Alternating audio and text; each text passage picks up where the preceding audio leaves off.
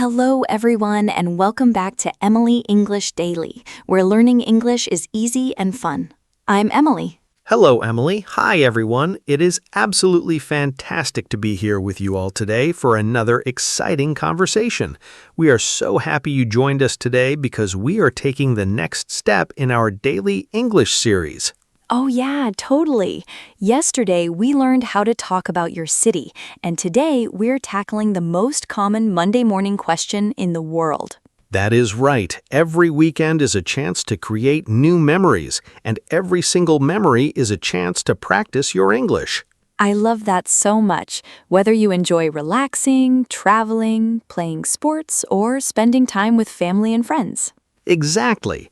Today's episode will help you talk about your weekend in a natural, confident way. Why do so many of our friends listening right now feel a little nervous when someone asks, "How was your weekend?" Well, I think it happens because Monday morning arrives, someone at work or school says hello, and your mind suddenly goes completely blank.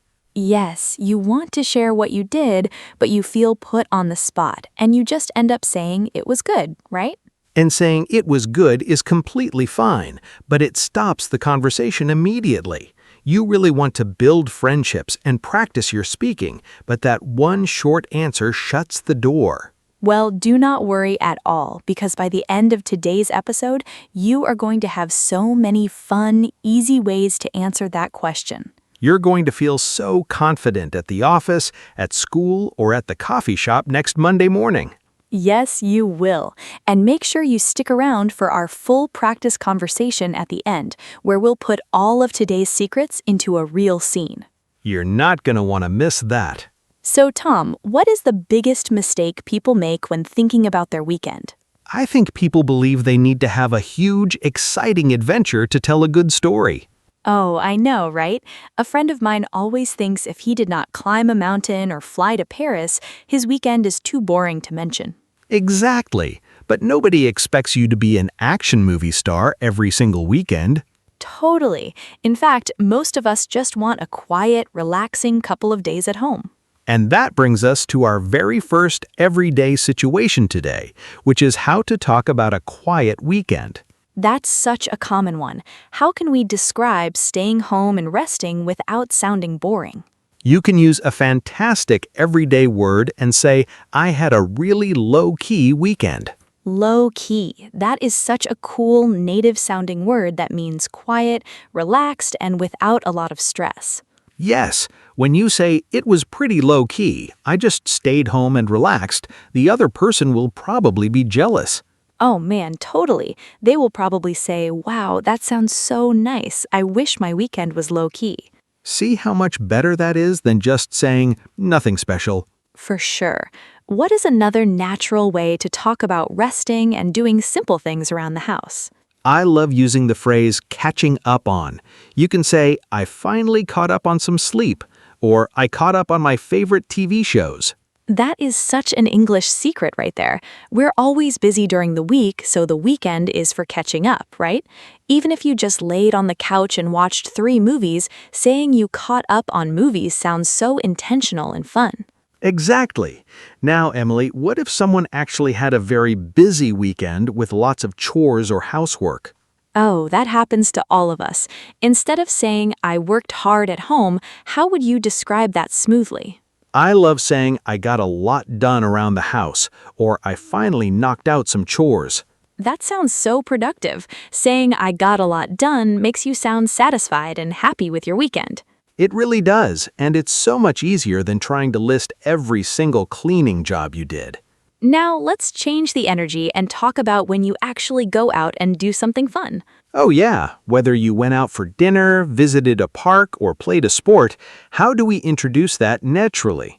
A great way to start is by using the phrase "I checked out" and then naming the new place or activity. I use that all the time, like I checked out a new coffee shop downtown, or I checked out that new Italian restaurant. Yes, using "checked out" instead of just "went to" makes it sound like an exciting little discovery. Totally. And just like we learned yesterday, mentioning food is the ultimate icebreaker. It really is. If you tell a coworker you checked out a new bakery, they'll instantly ask what you ate. And just like that, your English conversation is alive and flowing without any awkward silences. Exactly. But Tom, what if someone's weekend was all about sports or spending time outside in nature? That's such a great topic. You can keep it super simple and say, I went for a hike, or I got outside and enjoyed the weather. I love got outside and enjoyed the weather. It paints such a healthy, happy picture of your Saturday or Sunday. Right? Or if you like exercise, you can say, I hit the gym, or I played some soccer with friends in the park. Notice how adding with friends brings us to our next big weekend topic, which is social time. Oh yeah, spending time with the people we love is what weekends are really all about, right? Absolutely. How can our listeners talk about seeing their family or friends without using stiff formal words? The absolute best phrasal verb for this is hang out. You can say, I hung out with some friends on Saturday night. Hang out is such an essential American expression. It just means spending time together in a relaxed, casual way. Yep, you don't say, I participated in a meeting with my friends. You simply say, we hung out at my place. That is so much more natural. You can also say, I got together with my family for a big Sunday lunch. Got together is another warm, friendly phrase that shows you shared a meal or a fun afternoon together. Yes, when you use expressions like hung out or got together, you sound like you've been speaking English for years. For sure. Now, Emily, what about those weekend trips where people travel to a different town or visit the beach? That is always an exciting story to share. It is a quick, easy way to mention a little road trip. You can say, I took a little trip out of town, or we went away for the weekend to the lake. Went away for the weekend is so smooth. It tells everyone you left your normal routine and had a nice break. Totally. And if they ask how it was, you can use a word from our last episode and say, the town was really lively. Oh, I love connecting our lessons. Using yesterday's vocabulary today is how you build real speaking fluency. It is the best feeling. And speaking of connecting, let us take a quick second to say thank you to our incredible community listening today. Yes, if you're enjoying today's conversation and feeling more confident about your English, please remember to like this video and subscribe. Definitely. And share this episode with your English learning buddies so you can practice asking each other about your weekends. We would also love to read your stories in the comments below. Tell us, what is one thing you did this past weekend? Did you have a low-key weekend at home, or did you check out a new place? Write it down in the comments. We read all of your comments, and it's so fun seeing how our friends spend their weekends all over the globe. It really brings our whole channel together. Now, let's talk about the secret to finishing a weekend conversation smoothly. You know, Tom, once you share your awesome weekend detail, what should you do next? You have to pass the ball back to the other person. Never let the conversation end with a period. Exactly. Just like we practiced yesterday, conversation is always a two-way street between two friends. So after you say, I had a pretty low-key weekend and caught up on sleep, what is the magic question to ask? You simply smile and ask, how about you? Did you get up to anything fun? Did you get up to anything fun? Is such a friendly, polite way to invite them to share their story, right? And even if they just stayed home too, now you both have something common to laugh and talk about. It takes all the pressure away, and suddenly making small talk in English feels totally effortless. It really does. And if you want to practice answering this question before next Monday, we have an amazing tool to help you. Oh yeah, you guys definitely need to check out Emily English Daily AI, our smart speaking assistant designed just for you.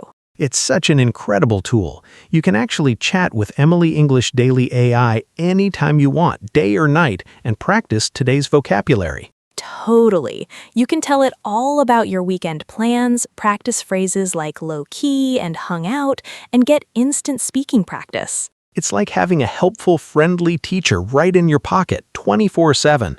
You can find the direct link in the description below. Go try it out right after this episode. You're going to love how natural and fun it is to chat without any stress. Now, Emily, before we jump into our vocabulary segment today, I want to share a super exciting announcement about tomorrow's show. Oh man, I am so excited for tomorrow.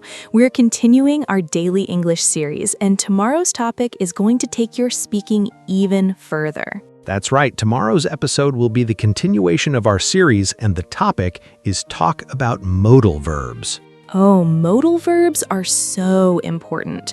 Words like could, would, and should are exactly what you need to make future weekend plans with friends. Exactly. Once you can talk about your past weekend today, tomorrow we'll teach you how to use modal verbs to invite people out. It's going to be packed with easy, practical examples that make grammar feel super simple, so don't miss tomorrow's show. We cannot wait to see you there. But right now, let's slow our pace down and jump into one of our absolute favorite segments, pocket words. Yes, these are 5 essential words and phrases from today's chat that you can put in your pocket and use forever. Let's start with pocket word number 1, which is low-key. Low-key. This is an adjective that describes an event or a day that is quiet, relaxed, and simple without a lot of excitement or stress. Right, so if a coworker asks about my Saturday, I can say, it was very low-key. I just read a book on the balcony. Exactly. And I could tell a friend, let's have a low-key birthday dinner at home this year instead of a loud party. That sounds so peaceful. Let us move to pocket phrase number 2, which is catch up on. Catch up on. This phrasal verb means to spend time doing something you did not have enough time to do earlier, like sleep, hobbies, or work. Yes, on a rainy Sunday, I might say, I'm going to stay inside and catch up on some rest. Totally. Or after a busy trip, I can tell my team I need this weekend to catch up on my emails and laundry. Laundry is definitely something we all have to catch up on. Our third pocket expression today is check out. Check out. In casual conversation, this means to go see, visit, or try something new, like a restaurant, a movie, or a park. Yep, for example, I can say, we checked out that new science museum downtown and it was amazing. Awesome. And I could ask you, have you checked out the new coffee shop near the train station yet? That is such a natural way to ask. Okay, let us look at pocket expression number 4, which is hang out. Hang out. This is the most common American phrasal verb that means to spend social time with friends or family in a casual, relaxed way. Exactly. I might say, I don't have any big plans. I'm just going to hang out with my sister on Saturday. Yes, or you can invite someone by saying, do you want to hang out at the park this afternoon and grab some ice cream? I would love to. And our 5th and final pocket word for today is packed. Packed. When we say our weekend or schedule was packed, it means it was completely full of activities, chores, or events from morning to night. Right? So if you had a super busy time, you can say, my weekend was really packed with family dinners and birthday parties. Exactly. Or you could say, I had a packed Saturday, but Sunday was super quiet and low-key. Those 5 expressions are going to make your Monday morning chats sound so colorful and expressive. Try using at least one of them next week. And now let us take some basic learner sentences and upgrade them in our next segment, Smooth It Out. This is where we take simple, everyday sentences you might say and give them a quick upgrade so you sound just like a fluent native speaker. Let us look at our first sentence today. Sometimes learners want to say they stayed home, so they say, I stay in my house all weekend doing nothing. We hear that one so often. It's completely understandable, but let's smooth it out so the grammar and tones sound much more positive. Instead of saying that, you can smoothly say, I had a pretty low-key weekend, just relaxing at home. Notice how saying, a pretty low-key weekend sounds so confident and peaceful. It sounds like you really enjoyed your rest. Yes, it turns doing nothing into a wonderful, positive choice. Let's try another one. What if a learner went out with friends and says, I go to eat with my friends Saturday night? That is a classic mistake with past tense and phrasing. Let's smooth that out into a really natural-sounding sentence. You can say, I got together with some friends for dinner on Saturday, or I hung out with some friends on Saturday night. Ooh, saying, I got together with some friends sounds so warm and social. It makes the listener picture a fun evening together. Exactly. It shows that you value your friendships and know how to use native social phrases. Let us do one more common sentence today. My weekend was very much busy with many works. That's a great attempt, but let's upgrade those words so you sound like a busy, confident professional. You can smoothly say, I had a really packed weekend, or I got a lot done around the house. Oh, I had a really packed weekend. It's short, punchy, and instantly communicates that you were active the whole time. It really does. These small adjustments take your English from basic to fluent, and they are so easy to memorize. Absolutely. And now it is time for the absolute best part of our episode, our English conversation practice. Yes, this is where we put all of today's vocabulary and smooth phrases into a real Monday morning situation, so you can hear them in action. Imagine Tom and I are coworkers standing near the coffee machine on a bright Monday morning and we're catching up. Listen for those pocket words like low-key, checked out, and packed. Here we go. Good morning, Tom. How was your weekend? Did you get up to anything fun? Hey, Emily. It was pretty good, actually. I had a really low-key Saturday and finally caught up on some sleep. That sounds amazing. I feel like we all need a low-key day sometimes. Totally. But then on Sunday, I got together with a few friends and we checked out that new burger place downtown. Oh, really? I have been wanting to try that place. How was the food? It was fantastic. The burgers were delicious and the whole area was really lively. How about you, Emily? How was your weekend? Mine was actually pretty packed. I had to knock out a bunch of chores around the house on Saturday morning. Oh man, chores take up so much time, don't they? Did you get a chance to relax at all? I did. On Sunday afternoon, my sister came over and we just hung out on the porch and drank iced tea. That sounds like the perfect way to finish the weekend. You really got a lot done and still had some fun. I really did. And that is the scene. Notice how natural, friendly, and easy that Monday morning chat felt from beginning to end. It felt so smooth. We shared both quiet moments and busy moments, used words like low-key and checked out, and asked each other questions. That is all it takes to handle Monday morning small talk like a pro. You do not need a wild story. You just need to share your world. Exactly. You guys are completely ready to smile and answer this question the next time someone asks you about your weekend. We are so proud of how hard you're working, and we love seeing your speaking confidence grow every single day. Before we go, please remember to hit that subscribe button, like this video, and tell us about your weekend in the comments. And make sure you join us right here tomorrow for the next episode in our series, Talk About Modal Verbs. It is going to be an awesome lesson that will help you make future plans with your friends, so do not miss it. Keep practicing, keep smiling, and we'll see you all tomorrow. Bye, everyone! See you next time, guys. Bye.